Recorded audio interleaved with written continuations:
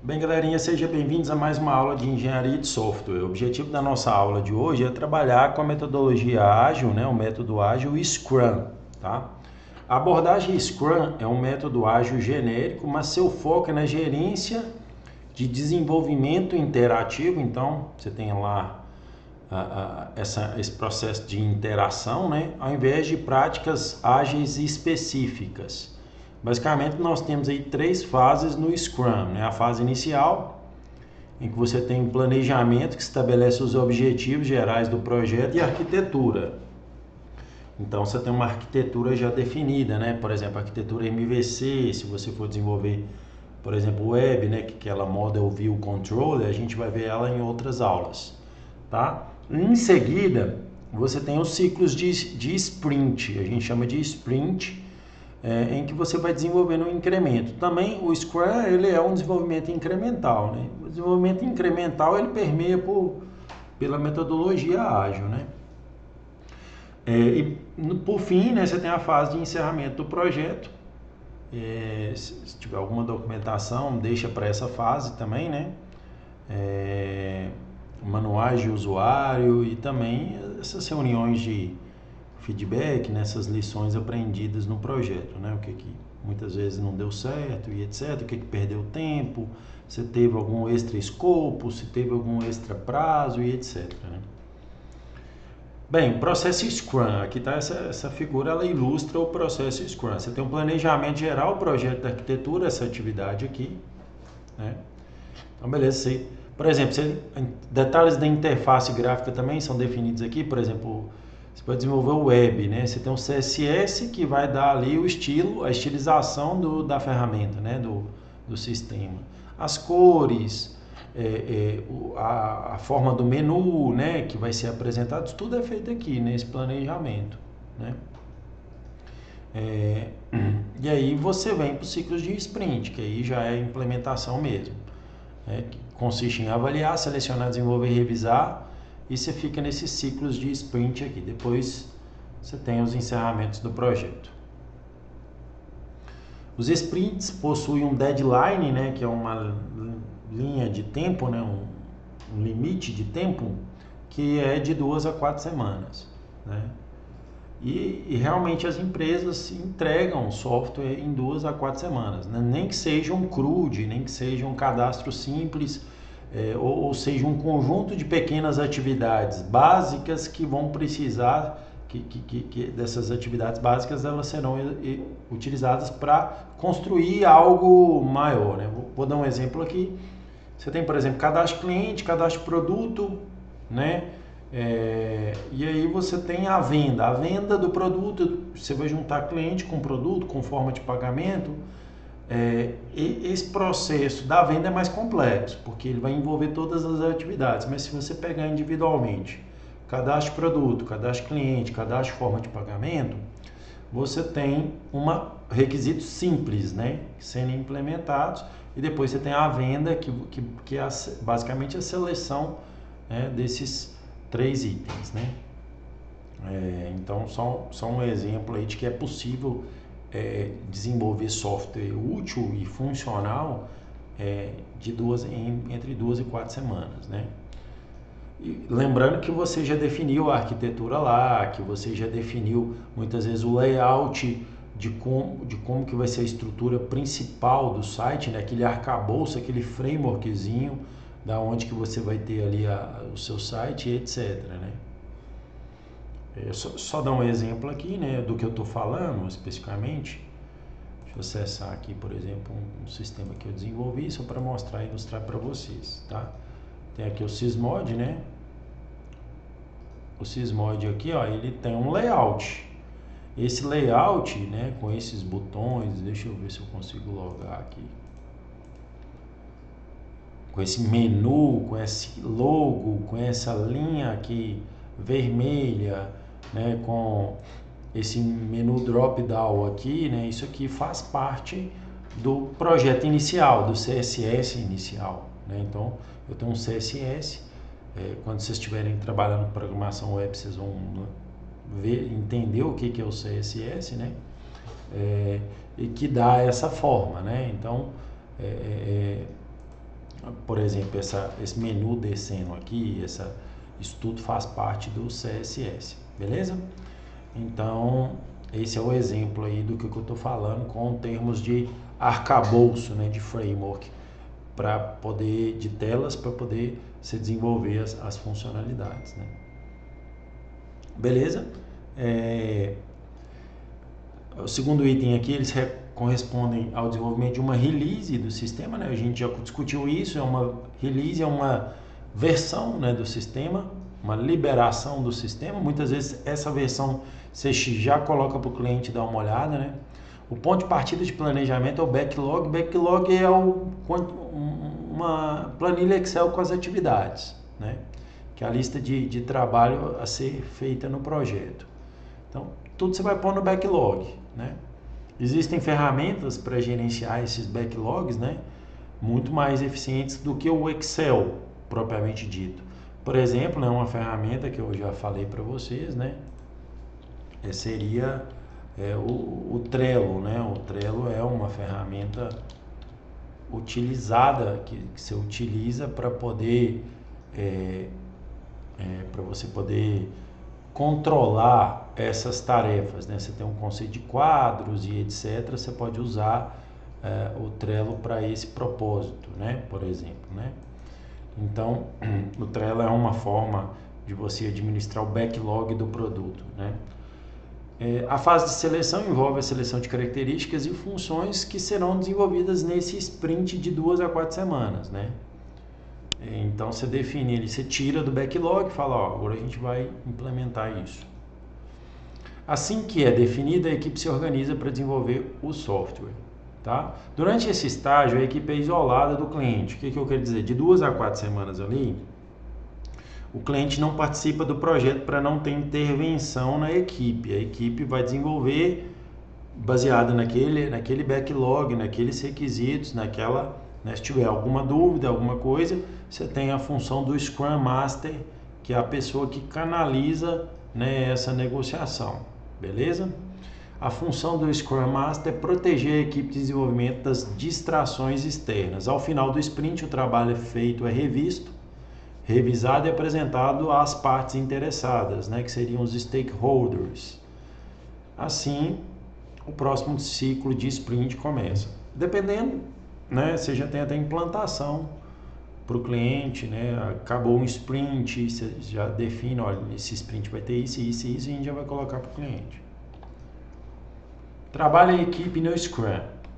O Scrum Master é um facilitador que organiza reuniões diárias, mantém o backlog de trabalho a ser feito, grava decisões, mede o processo usando o backlog e comunica-se com os clientes e a gerência fora da equipe. A equipe inteira comparece às reuniões diárias curtas, nas quais todos os membros da equipe compartilham informações. Isso aqui é muito interessante, gente. O que é esse negócio de reunião diária? Ele é fundamental. A reunião diária você fala, né? O que você fez, o que você está fazendo, o que você fez, quais os problemas que você fez e o que você vai fazer. Quando eu estava no mercado de trabalho, eu trabalhava numa empresa que utilizava o Scrum. Muitas vezes, isso aqui é tão importante que muitas vezes é o seguinte, o que eu vou levar para a reunião diária hoje? Porque às vezes você agarrou, às vezes você teve um problema no código, às vezes você teve um problema fora da empresa, em que você teve que sair num dia mais cedo, chegar no outro dia mais tarde, então você não conseguiu progredir muito na sua tarefa. Então, o que acontece com as reuniões diárias?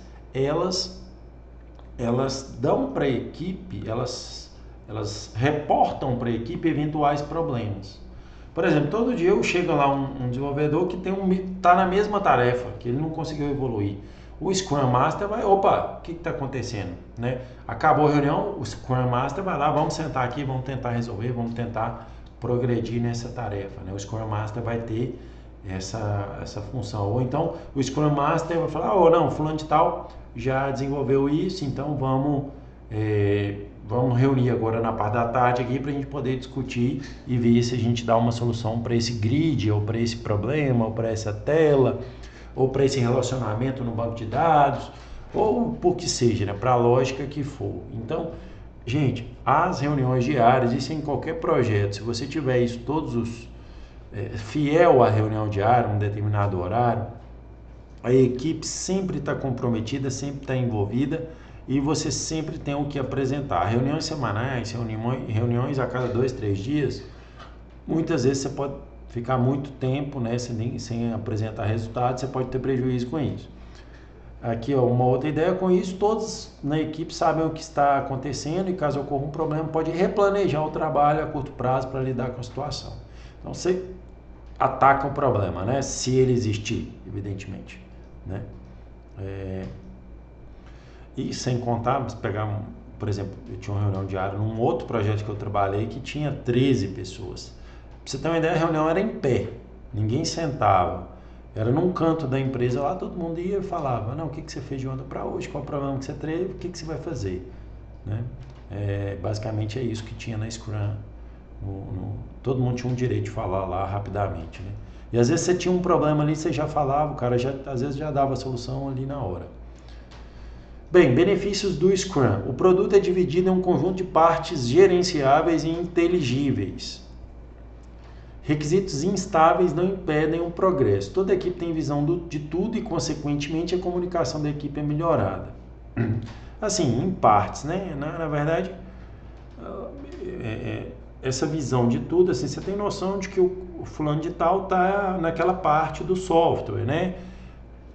Mas assim, você não está por dentro do que aquela pessoa realmente está fazendo, dos desafios dela, porque você tem a sua para se preocupar.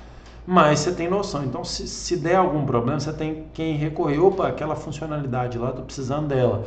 Você libera quando? Porque a minha tela vai precisar dela já pronta. E aí você, né?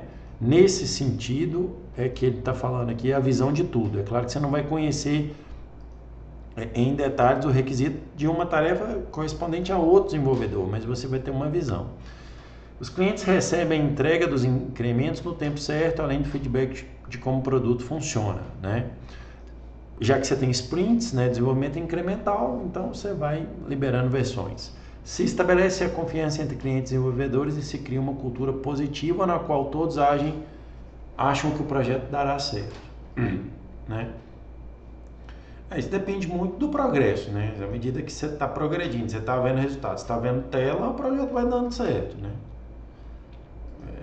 Já aconteceu de eu trabalhar em projetos, por exemplo, que nas reuniões diárias, o desenvolvedor enrolando, sempre tinha um problema, não, essa semana eu não consegui, de ontem para hoje eu não consegui, não sei o que, o projeto foi caminhando, na hora que veio, já tinha estourado horas, o cara não entregou nada e a empresa ficou num prejuízo, né? Ou rompeu o contrato, multa e etc. Escalamento, acho que é escalamento, é de escala, né? Você usar métodos ágeis para projetos maiores, né? Essa que é a ideia aqui.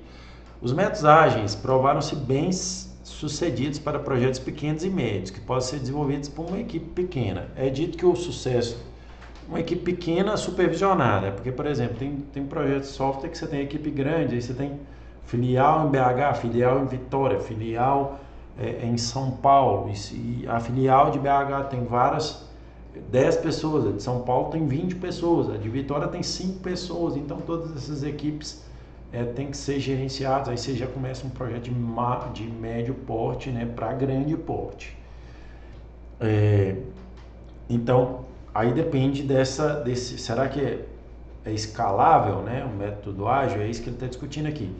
É dito que o sucesso desses métodos ocorre devido a melhorias na comunicação, as quais são possíveis quando todos estão trabalhando juntos. O escalamento dos métodos ágeis envolve mudá-los para que lidem com projetos maiores e mais longos, onde existem múltiplas equipes de desenvolvimento, talvez trabalhando em localizações diferentes. Essas reuniões diárias, por exemplo, imagine fazer uma reunião diária com 40 pessoas, né? Não vai dar certo, né? Isso tem que ser programado, isso tem que ser pensado, né, para o sucesso, né? Mas o conceito da reunião diária ele vai existir, né? Às vezes um líder de cada equipe vai para a reunião diária, né? Por exemplo, o Scrum Master, né, pode ir para a reunião diária. com as outras equipes. O Scrum Master de cada sub-equipe vai para a reunião diária com, né? E aí ele consegue levar resultados, né? Desenvolvimento de sistemas de grande porte em metodologias ágeis, né? Geralmente sistemas de grande porte são coleções de sistemas separados que se comunicam. Certamente se você não vai construir um sistema grande de grande porte, você vai usar sistemas existentes, né? Os sistemas de grande porte são brownfield systems, né? Que são sistemas brownfield, é o contrário de greenfield. Brownfield é que já tem execução, que já existem, né? Então, você vai fazer um sistema que vai acessar um banco de dados que já existe, que vai comunicar com outro sistema de autenticação que já existe, que vai gerar relatórios num sistema de relatórios que já existe, né? É isso que ele quer dizer. Então, o sistema de grande porte é nesse sentido. Vários dos requisitos de sistema se preocupam com essa interação, o que não permite flexibilidade e desenvolvimento incremental. Vários sistemas são integrados para criar um sistema e uma fração significante do desenvolvimento é voltada para a configuração do sistema ao invés de desenvolvimento de código original. Preocupado com essa integração ao invés de você usar código novo, né? Criação de código novo, né? Porque já existe a empresa, pegar por exemplo uma mineradora, um sistema bancário, né? De um banco, uma siderúrgica, que são mais antigas, né? São empresas mais antigas que já tem lá todo um legado de software, né? Então, certamente é nesse sentido aí o desafio. Sistemas de grande porte e seus processos de desenvolvimento geralmente são restringidos por regras externas e regulamentações que limitam a forma como pode ser desenvolvido.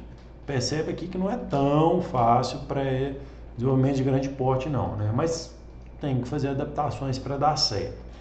O sistema de grande porte tem um tempo de aquisição e desenvolvimento longo. Durante esse período é difícil manter equipes coesas que conhecem o sistema que já... por exemplo, esse mundo de desenvolvimento é muito dinâmico, né? O cara vai ali, trabalha num sprint, no outro sprint, daí ele já recebe uma proposta para São Paulo, já muda para São Paulo, e aquele código que ele fez tá lá, já tem outra pessoa tem que pegar e etc, etc. Então você tem aí essa dinâmica, né, de desenvolvimento de sistemas de grande porte, né? Então, normalmente quando é de pequeno porte, o desenvolvedor, mesmo ele tendo uma outra oportunidade de emprego, ele nessa combina, ele fala, não, como ali vai demorar dois meses só, eu consigo segurar, eu vou, né, para eu entrar lá já num projeto na outra empresa, num prazo mais ou menos ali aceitável, né, ele consegue fazer esse gerenciamento. Geralmente, sistemas de grande porte têm um conjunto diversificado de stakeholders, é praticamente impossível envolver todos eles no processo de desenvolvimento. Então, apontando as dificuldades aqui para o desenvolvimento de grande porte, né? Não falou nada que é viável para desenvolvimento de grande porte, não. A leitura que eu faço aqui, a lição aprendida aqui é essa. Scaling Up se preocupa em usar métodos ágeis para desenvolver sistemas de software de grande porte que não podem ser desenvolvidos por uma equipe pequena. E você tem essa perspectiva. Scaling Out se preocupa em como os métodos ágeis podem ser introduzidos em uma grande organização com vários anos de experiência em desenvolvimento de software, né, e etc. Ao escalar métodos ágeis, é essencial manter os fundamentos ágeis, planejamento flexível, releases frequentes, integração contínua, né? Todo sprint tem integração, né? Desenvolvimento dirigido a testes, né? Testes unitários, a gente viu isso no XP, né? Tanto que a gente falou de teste no XP, boa comunicação entre os membros da equipe. Para o desenvolvimento de sistemas de grande porte, não é possível focar apenas no código do sistema. De início é necessário fazer mais designs e documentação, que já vai contra a questão da metodologia ágil. Os mecanismos de comunicação, mas você tem que ceder ali para poder dar certo. Os mecanismos de comunicação entre as equipes precisam ser desenvolvidos e usados, o que deve envolver telefones comuns e videoconferências, reuniões virtuais curtas e frequentes entre os membros da equipe, nas quais as equipes se informam mutuamente acerca do progresso do trabalho. A integração contínua, na qual o sistema todo é construído cada vez que qualquer desenvolvedor aplica uma mudança, é praticamente impossível. No entanto, é essencial manter builds frequentes Builds frequentes seriam essas releases frequentes, né? Builds é o processo de construção, você gerar o exe, né? Ou dar um deploy em um ambiente de teste. Esses seriam os builds frequentes, né? E release seria já você mandar para produção o sistema. Scaling out em grandes empresas, gerentes de projetos que não possuem experiência em métodos ágeis podem ser relutantes a aceitar risco de uma nova abordagem. Geralmente as grandes organizações possuem procedimentos e padrões de qualidade. Essa questão de qualidade é muito complexa, porque qualidade envolve documentação, envolve não ser ágil, né? Que espera-se que sejam seguidos por todos os projetos e devido à sua natureza burocrática não são incompatíveis com métodos ágeis, né? Então, a equipe de qualidade, eu trabalhava numa empresa que era CMMI nível 4 para alguns projetos. Essa CMMI é como se fosse uma certificação ISO, tipo ISO 9001, e você tem a certificação para software, né, na época. Aí você tinha uma equipe de qualidade muito forte, né, que cobrava documentação, que cobrava todo tipo de... E tinha... ela dava uma série de não conformidades, apontava uma série frequentemente, aí você tinha que parar a equipe para poder resolver as não conformidades no projeto e etc. Os métodos ágeis parecem funcionar melhor quando os membros da equipe possuem um nível de competência relativamente alto, mas é caro. Profissional com competência alta é muito caro, né? Principalmente nessa área nossa de programação. No entanto, dentro de grandes organizações, geralmente ocorre uma grande variação de competências e habilidades. Pode haver resistência cultural aos métodos ágeis, especialmente nessas organizações com um longo histórico de uso de processos convencionais de engenharia de sistemas de software. Pontos importantes para finalizar. Um ponto particularmente forte da programação extrema, aqui ele já faz voltando para XP, né? É o desenvolvimento de testes automatizados, né? Então você constrói o teste antes de desenvolver. Todos os testes devem ser executados com sucesso quando você faz um incremento, né? Um sprint, no caso do Scrum, né? Você libera uma release. O método Scrum é um método ágil que provê um framework de gerenciamento de projeto, é baseado em um conjunto de sprints, que são períodos fixos de tempo em que o incremento do sistema é desenvolvido. Então você tem desenvolvimento incremental na forma de sprints, e o escalamento de métodos ágeis para o sistema de grande porte é difícil, é fato, né? Essa é a conclusão aqui. Tais sistemas precisam de mais projeto inicial e documentação, que vai contra a questão da metodologia ágil. Bem, galera, esse é o Scrum, essa que é a ideia, tá? Até a nossa próxima aula. Abraço.